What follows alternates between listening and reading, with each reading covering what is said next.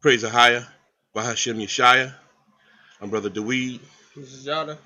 We just want Shalom. shalom, shalom. I want to salute my brothers and sisters all over the world, to the four corners of the earth, here, there, and everywhere. We just want to say shalom to you. We know that it's going into Shabbat, the Day of Atonement, so we want to wish you a Shabbat shalom on that as well. We wanted to finish this up because we know that it should be done within a timely manner, because we know the Pope is going to come and speak in a couple of days, so we wanted to have this out there first. But for the most part, want to apologize because something happened and we didn't get a chance to finish recording. So we want to go ahead and record the rest of it now. So with that being said, we're going to finish where we left off. Once again, this is um, the Sunday law lesson that we were teaching on the Shabbat, and we're just finishing up right now. So bear with us here. I'm going to pull up these notes. Okay, last place we left off, I believe, we were talking about the letters inscribed in the Pope's title. And I was saying something about Ronald Reagan and how we thought that the letters in his name was had some type of significance as far as 666. But we know that it's actually the title. This is what we find out later. I was a little boy back then. And you know, we come to find out that it's actually the title. This is one of the reasons why Christ said what he said when he said that there was well, I'm sorry, that the word says, I'm sorry, in John, I believe it says, when it talks about how there's many antichrists that was on location at that time and false prophets. So the reason why is because they were taking, it wasn't so much the individual person as much as it was the title that they were holding. So, you know, we want to talk a little bit about the title, which is Vicarius Filii Dei, I believe, and that's in Latin. And this is the title that the Pope holds. And we want to talk about its numeric position and how it equates with the number 666. So, thus, the official title of the Pope is Vicarius Filii Dei, and it's translated from Latin. And this is meaning that he's the substitution for Christ. It's a substitutional office. So he believes that he's the substitution of Christ. That's why he can forgive sins and so forth. We spoke about that earlier in another lesson. So a person's number was obtained by adding the numerical value of the letters in his name. Okay, that is the values of the letters in the Roman numeral numbering system. If the letter had no value, the value of 0 was assigned. For example, the value of I is 1. The value of V is 5. The value of X is 10. There's no U in the Latin alphabet. Therefore, the letter V is the correct letter. Okay? This is the reason why sometimes inscriptions on some old buildings, you'll see the V instead of the U. Like public library, you'll see PVBLIC, and then the word library instead of PUBLIC. This is the number. It's letting you know that it has a Roman affiliation to it. Now, the values of the letters of his name, Vicarius Filii Dei, adds up to 666, exactly as predicted in Revelations 13 and 8. For there's a number of a man, and his number is 600, 6. And that's Revelations 13 and 18, you know. But, and that's not the full scripture, but we use partial of it just to get to that particular part of the scripture.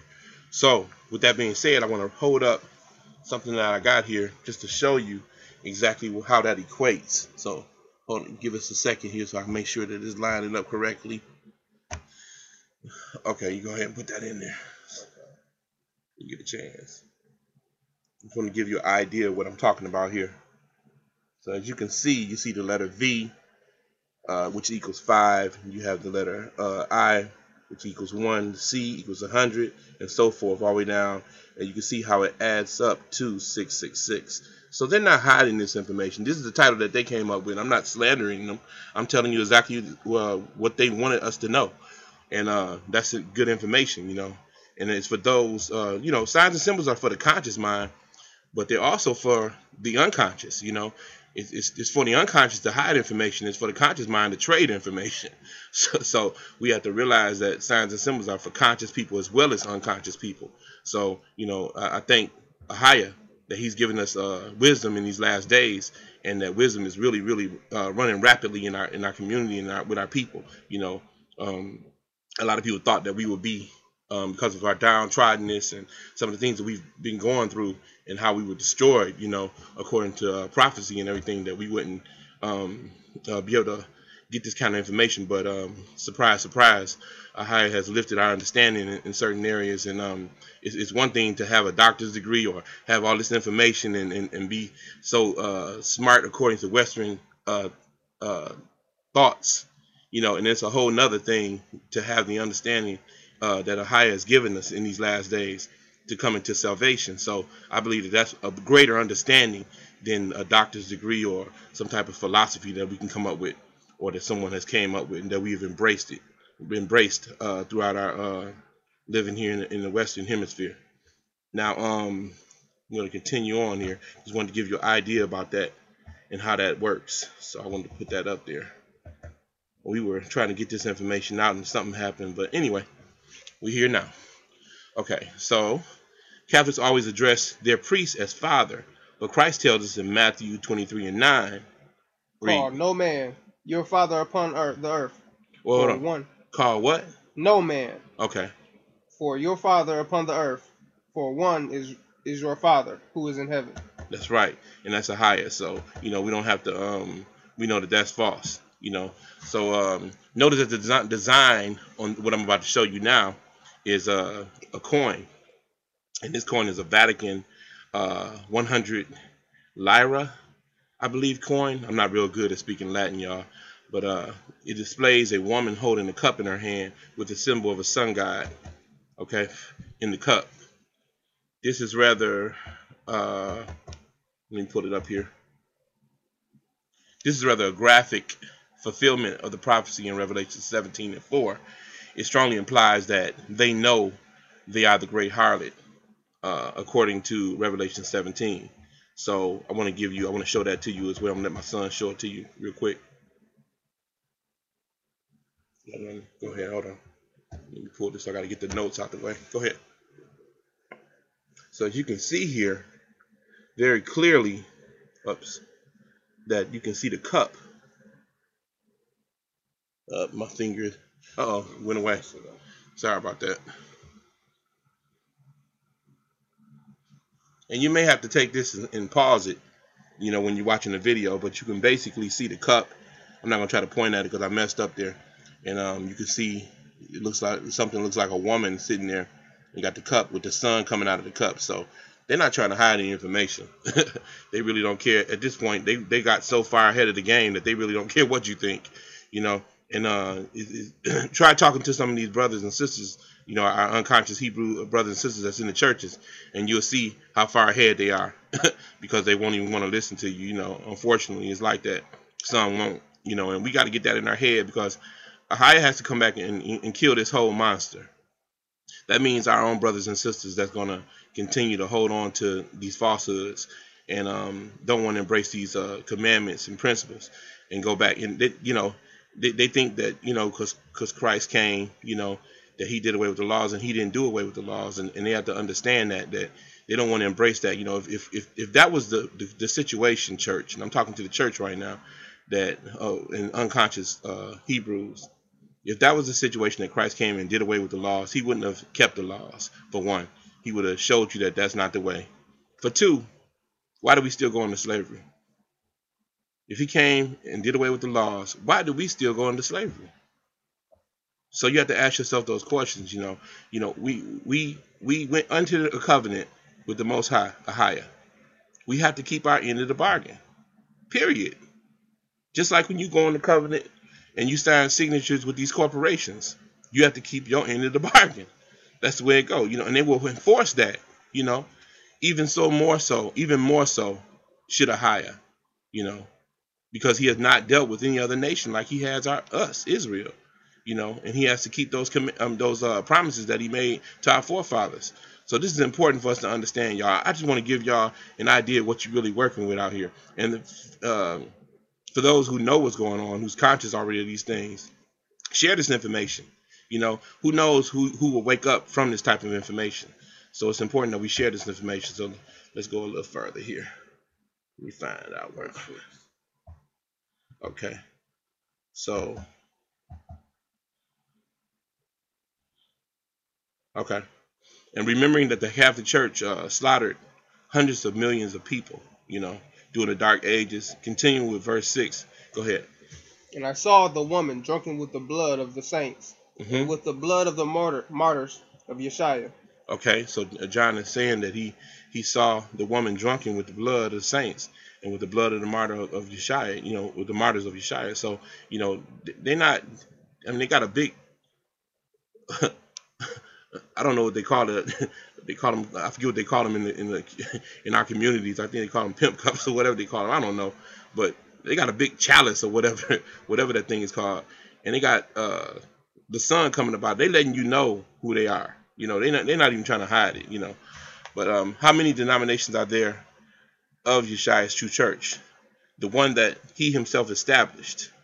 That's a question to you. According to we know it's only one, and that's the understanding that we have, according to the scriptures and so forth. But according to Ephesians 4 and 6, what does it say? No. Read. It's not on mine. Oh, it's not? Okay.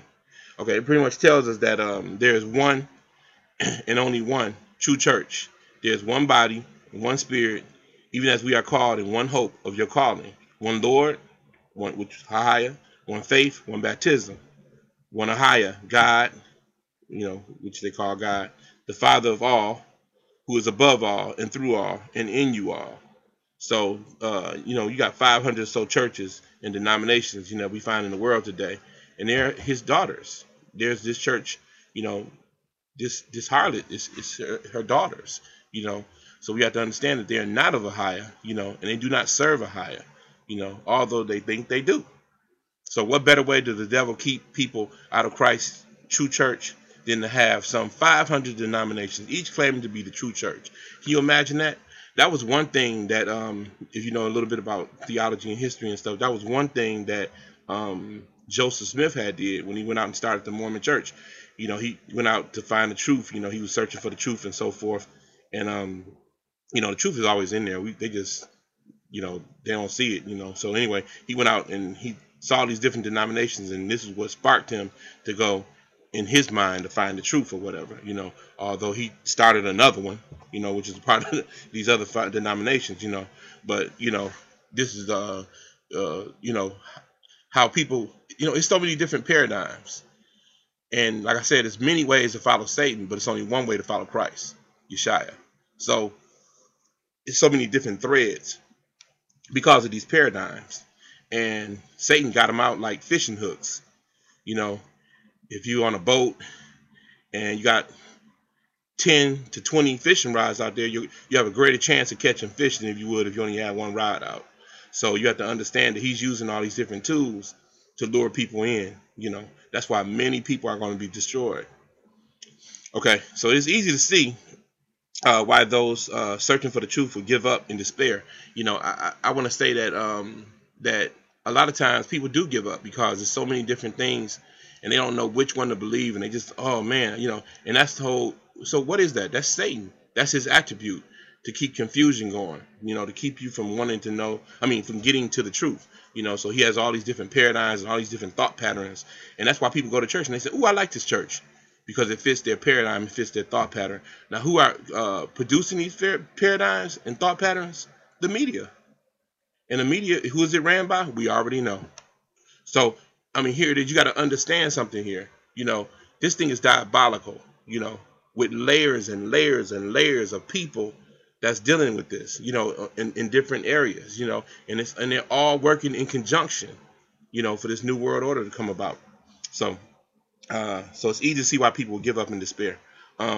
Satan is clever enough to make sure that when a person gets into one of his counterfeit churches, that the person feels as if he were in the highest church, and this is why the scripture says that Judah, or Israel has a zeal for the Most High, but not according to knowledge, So, and that's also why he says that my people perish because of lack of knowledge, So, all these churches that's doing all these different things, they're not teaching correctly, and they're not telling people that they're Israel and what's really going on, and they're not embracing the truth. So these people, they get into these churches and they go by their feelings, and they don't understand that that's just an emotion, and they can't go with those things. They have to go with what the truth is, and you may not feel nothing at all. It doesn't work like that, So, but this is one of the avenues, once again, that Satan works in. So Satan provides all kinds of spiritual highs to make people believe that their experiences from a high is real, and they drink from this wine. What they really don't understand is that the reason why they're spiritually high is because they're drinking from the wine of Babylon. This is why, how thoroughly Satan has deceived the people of the world. How complete is their deception at the hands of this master liar and his ministers, and we know that he's the father of lies. So, we can't believe anything he says. As a matter of fact, almost by default, if he says something or if anybody says anything, we automatically have to assume that it's a lie, because even the Bible tells us that, let higher be true and every man a liar. So, but Haya is going to deal with all this, But I want to bring these things out and give you what I knew and what I've researched on as far as the Catholic Church, and I thought it was necessary to show earlier on how other people were prophesying, saying that it was going to go a certain way, and as we can see, it's not going that way. So they were putting the wrong information out from the giddy up. And you have to understand that this is how he moves. He moves in different layers. He moves in threads. And he don't care exactly how he got to get you, as long as he gets you. So with that, we just want to bid our brothers peace. Have a wonderful Shabbat. Have a wonderful Feast of the Tabernacles this week. And we just want to say we love all our brothers and sisters, and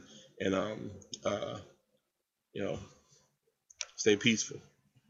I'm gonna close out with a prayer, and then we're gonna go ahead and get out of here with the Lord's Prayer. Our Father, who art in heaven, hallowed be thy name. Thy kingdom come, thy will be done, on earth as it is in heaven. Give us this day our daily bread, and forgive us our debts as we forgive our debtors. And lead us not into temptation, but deliver us from evil. For thine is the kingdom, the power, and the glory, forever and ever. So be it. So be it. Shalom. Shalom.